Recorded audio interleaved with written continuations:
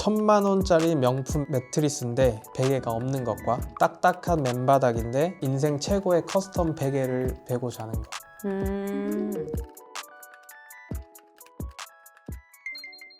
네, 안녕하세요. 저는 국제 성인 수면 코치를 하고 있는 김소정입니다. 몸풀기용으로 밸런스 게임 한번 하겠습니다. 입김이 나오는 영하의 방에서 두꺼운 이불 덮고 자기 대 땀 줄줄 흐르는 찜질방 온도에서 이불 없이 자기. 추운 곳에서 덜덜 떨면서 자기.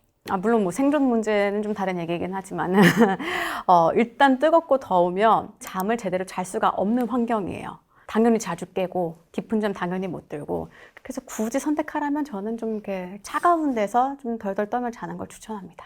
숨소리조차 안 들리는 완벽한 정막 속에서 잠들기, 폭풍우 치는 듯한 강력한 화이트 노이즈 속에서 잠들기. 이게 진짜 어렵네요. 폭풍우 속에서 잠들기. 물론 사람에 따라 다를 수 있지만 정막에서 강박이 있으신 분들이 생각보다 많아요.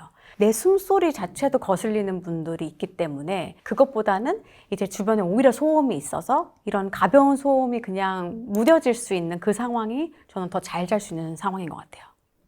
천만 원짜리 명품 매트리스인데 베개가 없는 것과 딱딱한 맨바닥인데 인생 최고의 커스텀 베개를 베고 자는 것.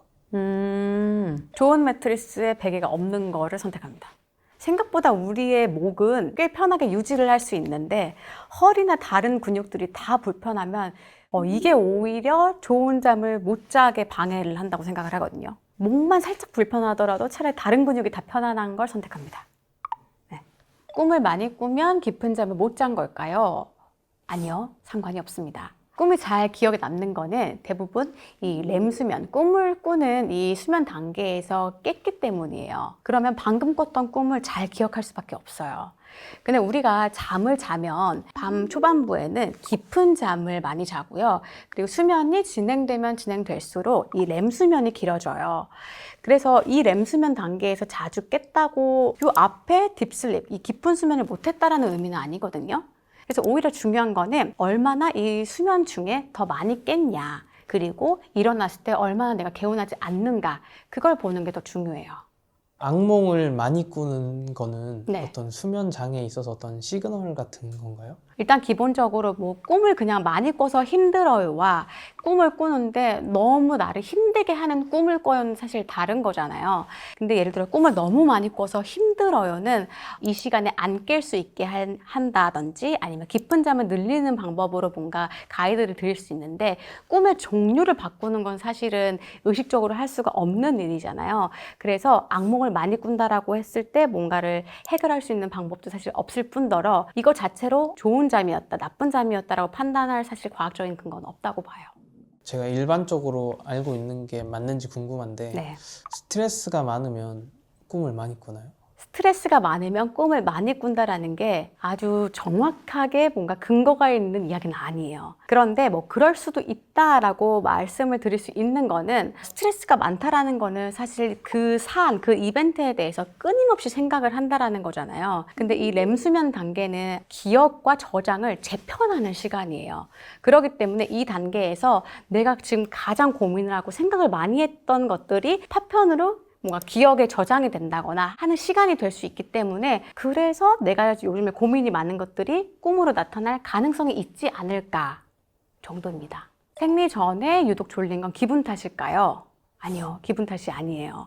이 생리 직전에는 프로게스테론이라는 호르몬이 증가하게 돼요.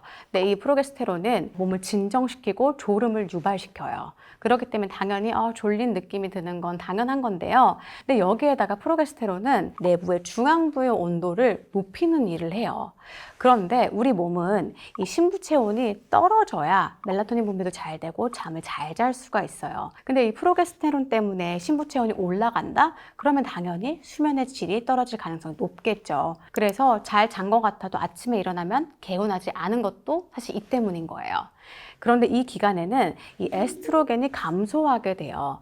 이 에스트로겐이 감소하게 되면 우리 흔히 얘기하는 집중도, 각성도가 떨어지기 때문에 낮 동안에 뭔가 집중도 잘 안 되고, 그리고 졸음도 더 크게 느껴지는 거예요. 그러면 이 시기 때는 좀 어떤 식으로 우리가 수면 루틴을 가져가면 좋을까요? 일단 세 가지를 할 수가 있어요. 첫 번째는 잠을 조금 더 주무세요.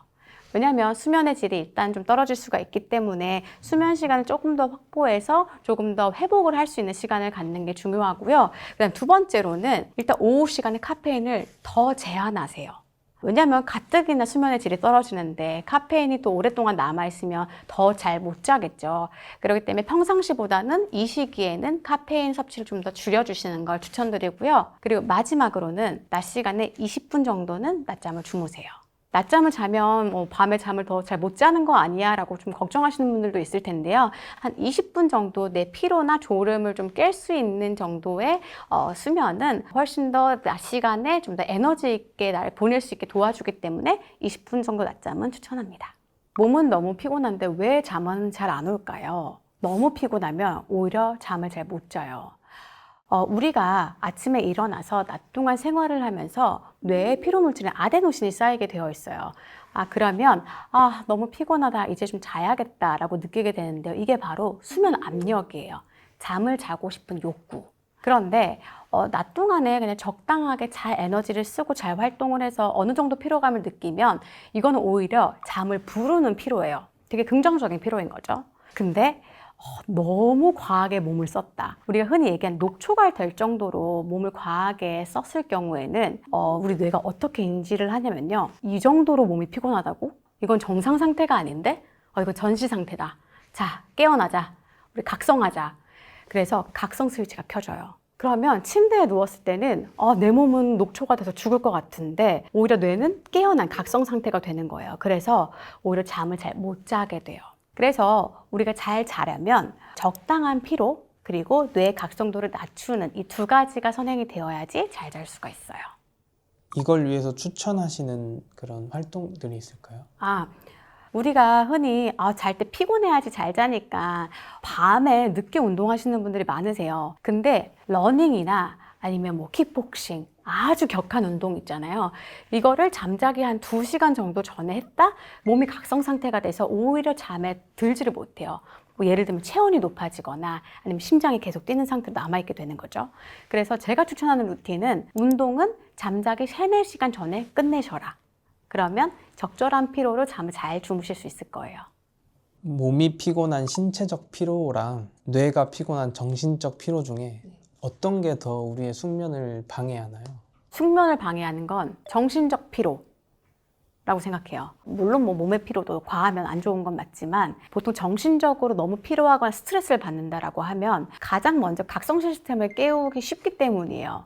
그 스트레스 호르몬이 코티솔도 올라가고 이렇게 되면 신경이 과민하게 되고 심장이 빨리 뛰고 온도가 올라가게 되거나 이렇게 잠을 방해하는 모든 스위치를 다 켜게 되거든요. 그렇기 때문에 저는 그 무엇보다 중요한 거는 자기 직전에 스트레스를 받지 않고 좀 캄다운 시킨 정신 상태가 제일 중요하다고 생각합니다. 오늘 평상시에 뭐 수면 관련돼서 궁금하신 점들에 대해서 좀 즉각적으로 답변을 드렸는데요. 혹시 관련해서 더 궁금하신 점이 있으시면 댓글 남겨주세요. 다음에 더 자세하게 답변 드릴게요.